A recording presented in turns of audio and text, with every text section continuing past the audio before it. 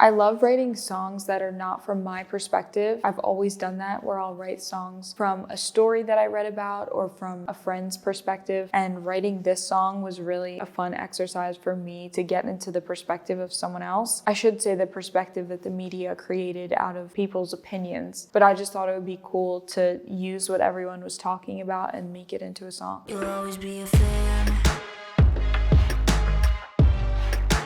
All of the stuff about Selena and Hailey was all over my For You page, and I thought it was absolutely insane how quickly people just came up with their own narratives, taking opinions as facts. Really, I just thought it was such a good opportunity to write a song about everyone's opinions because it was all anyone was talking about on TikTok.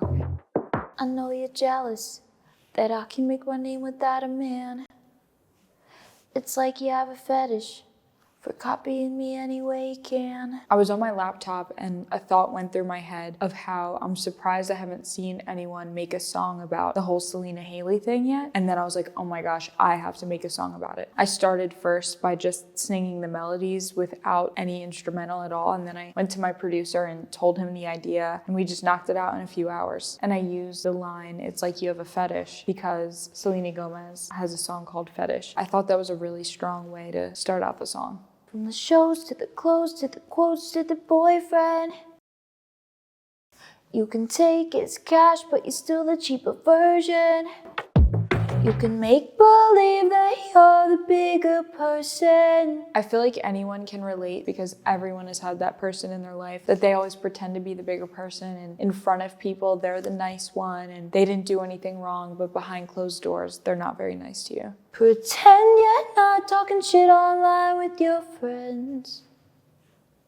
Tweets and receipts won't stay behind the curtain. A lot of old tweets and other stuff were circulating on TikTok, and it really just shows that when you're in the limelight, if you had anything in your past, it's gonna come out. Tweets and receipts won't stay behind the curtain. You think you won 'cause you got the man, but honey, you'll always be a fan. I debated for a while on what line should come before I say "you'll always be a fan." Whenever I write a song, I always do this thing where I'll audition a bunch of lines, especially if it's in an important part of the song. And I was trying so hard not to say "man" again because I already said "man" at the beginning of the verse. And I ran through all these different options, and ultimately I realized, F it, I'm just gonna say "man" again because this is the line that hits the hardest. So I decided to say "you think you won 'cause you got the man, but honey, you'll always be a fan." I made the song with the producer that I always work with, Jay Nabes. He's amazing. I just had that melody in my head of the wah, wah, wah, wah, wah, wah, wah. And he was able to work his magic in Ableton and make it sound exactly how I heard it in my head. And then I finished writing the lyrics, he finished producing it out, and that night when I had the idea, we finished the first verse, the pre-chorus, and the hook. Kill him with kindness. The truth always comes to light. No need for trying when God's timing is always right. Right? I was thinking for a while about what I could say in the second verse that I didn't touch on in the first verse, and that's when I came up with the idea to say God's timing is always right. Right? I love that line because people that haven't seen all the stuff on TikTok about what the song is about think that that line is some little religious thing, but really, if you know, you know. Why don't you calm down?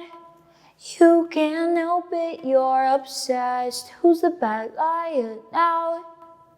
What did you expect? I never had any malicious intent for anyone to be offended or hurt by it at all, and I'm glad that the listeners of the song are taking it as an anthem against their bullies. This song was a really good opportunity for me to show off my pen game, and it makes me feel really good that people liked how I wrote it because a lot of my songs tell stories like Always Be a Fan does. So I'm very excited to release new music that tells a story just like Always Be a Fan.